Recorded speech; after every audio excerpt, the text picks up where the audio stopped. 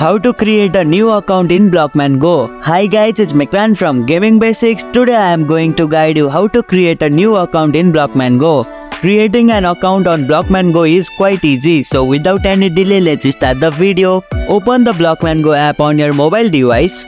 On the main screen, tap on your profile icon or the login button usually located at the top of the corner. Then tap on register.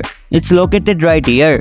In the login screen, tap on the option for sign up or create a new account. You will be given option to create your account, email. Enter your email address and create a password. Social media. You can also sign up using your Google, Facebook or other linked social media account. After entering your information, tap register or sign up.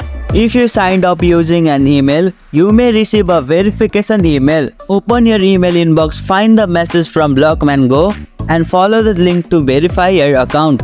Once your account is verified, you will be logged in and your new profile will be created. And here you go, it's done. That's how you can create new account on Blockman Go. If you liked our video, press the thumbs up and share button. If you have any question, comment down below and don't forget to subscribe the channel for more tutorials.